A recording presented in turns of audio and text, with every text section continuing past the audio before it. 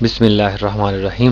عہد طفلی یعنی بچپن کا زمانہ، یہ نظم صرف 2 بندوں پر مشتمل ہے اور اس نظم میں صاحب فکر و نظر شاعر کی ابتدائی داستان کا ایک حصہ ہے۔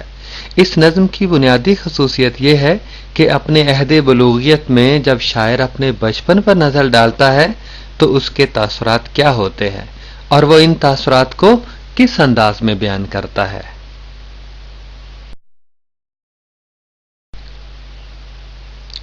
شاعر کہتا ہے کہ تھے دیار نو زمین و آسماں میرے لیے، وسعت آغوش مادر ایک جہاں میرے لیے۔ تھے دیار نو، نیا شہر تھے، نئی دنیا تھے، زمین و آسماں میرے لیے۔ جب میں چھوٹا سا تھا تو زمین و آسماں میرے لیے ایک نیا جہان تھے، نیا شہر تھے، اور وسعت آغوش مادر ایک جہاں میرے لیے، اور میرے لیے میری ماں کی گود، میری ماں کی آغوش ہی بڑی وسعت کی حامل تھی، وہی میرے لیے سب کچھ تھی ہر ایک جنبش نشان لطف جاں میرے لیے، حرف بے مطلب تھی خود میری زباں میرے لیے، تھی ہر ایک جنبش نشان لطف جاں میرے لیے۔ بچپنے میں ہر جنبش، ہر حرکت میرے لیے لطف کا سامان فراہم کرتی تھی، مجھے اس میں تجسس نظر آتا تھا۔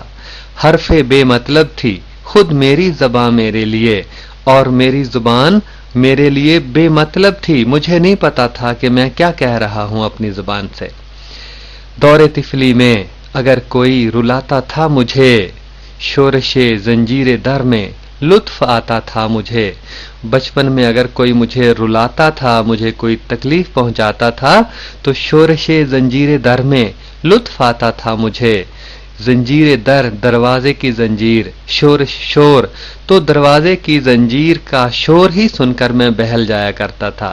جب کوئی مجھے تکلیف پہنچاتا تھا، رلاتا تھا تو پھر دروازے کو ہلاتا تھا، زنجیر کو ہلاتا تھا تو اس کی آواز سن کر ہی میں بہل جایا کرتا تھا، لطف محسوس ہوتا تھا۔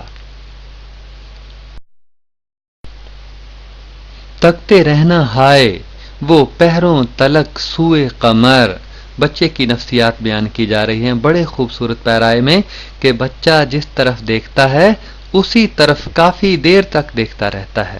تو کہتے ہیں تکتے رہنا ہائے وہ پہروں تلک سوئے قمر، چاند کی طرف پہروں دیکھتے رہنا، وہ پھٹے بادل میں بے آواز پا اس کا سفر، بادل کے ٹکڑوں کے پیچھے آہستہ سے چلتا ہوا چاند اور سفر کرتا ہوا چاند، اور اس کی طرف پہروں دیکھتے رہنا، اور پوچھنا رہ رہ کے اس کے کوہ صحرا کی خبر، رہ رہ کر پوچھنا، بار بار پوچھنا کہ یہ چاند کس پہاڑ میں جاتا ہے، کس صحرا میں جاتا ہے، کہاں رہتا ہے، کہاں سے آتا ہے۔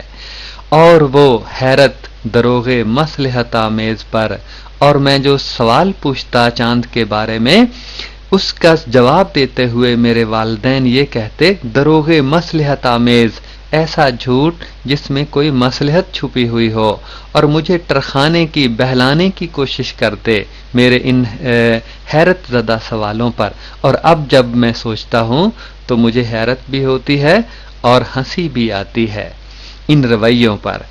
آنکھ وقف دید تھی اور آنکھ دیکھتی ہی رہتی تھی، جس طرف نگاہ پڑتی اسی طرف دیکھتے رہنا دیر تک۔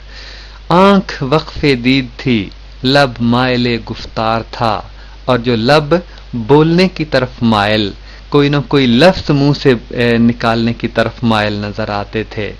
دل نہ تھا میرا سراپا ذوق استفسار تھا، ذوق استفسار سوال کرنے کا ذوق، میرا دل نہیں تھا، استفسار کا، سوال کا ذوق اس میں بھرا ہوا تھا، ہر چیز کے بارے میں کوئی نہ کوئی سوال کرنا۔ یہ بچپنے کی خصوصیات ہیں جن کا ذکر علامہ اقبال رحمۃ اللہ علیہ نے انتہائی خوبصورت پیرائے میں کیا ہے۔